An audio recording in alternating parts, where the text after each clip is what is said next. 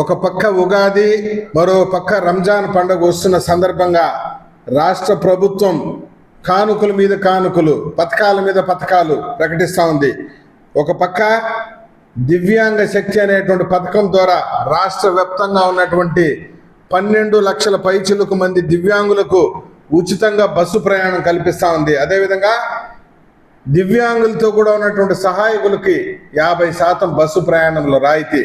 శ్రీశక్తి పథకం ద్వారా మహిళలకు ఏ బస్సుల్లో అయితే ఉచితంగా బస్సు ప్రయాణం కల్పిస్తూ ఉందో దివ్యాంగులకు కూడా ఉచిత బస్సు ప్రయాణం కల్పిస్తూ ఉంది రాష్ట్ర ప్రభుత్వము. త్వరలో రేపే ప్రారంభించబోతోంది.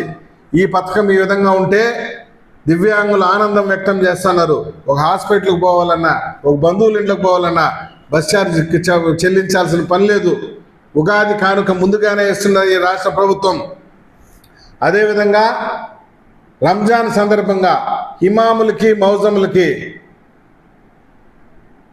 వేతనాలు, గౌరవ వేతనం 10,000 మంది రాష్ట్రంలో ఉన్నటువంటి ఇమాములు, మైజాములకు 5,000 రూపాయల చొప్పున దాదాపు 45 కోట్ల రూపాయలు విడుదల చేయింది.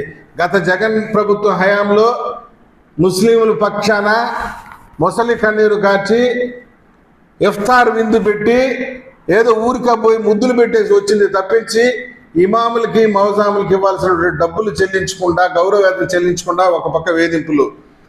ఈరోజు రాష్ట్ర ప్రభుత్వం ఇమాములకి, మౌజాములకి రంజాన్ సందర్భంగా 10,000 మందికి రాష్ట్రంలో దాదాపు 45 కోట్ల రూపాయల విడుదల చేయడం జరిగింది. అదేవిధంగా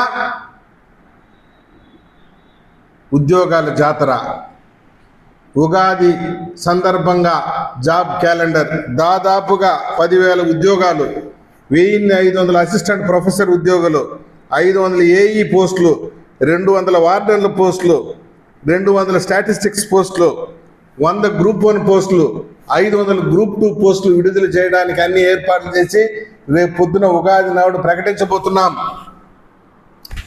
ఇది పరిపాలన అంటే. ఇది వదిలిపెట్టేసి చంద్రబాబు నాయుడు గారు కలెక్టర్ కాన్ఫరెన్స్ ఎందుకు పెట్టుకుంటున్నాడు, క్యాబినెట్ మీటింగ్ ఎందుకు పెట్టుకుంటానని మాట్లాడుతున్నాడు జగన్మోహన్ రెడ్డి, వైసీపీ బ్యాచ్.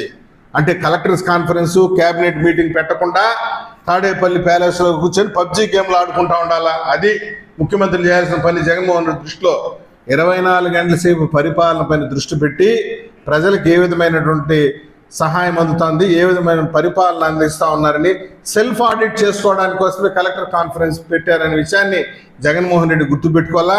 నీ మాదిరి పబ్జీ గేమ్లు ఆడుకుంటూ తాడేపల్లి కొంపలో కూర్చొని కాలక్షేపం చేసే ప్రభుత్వం కాదు.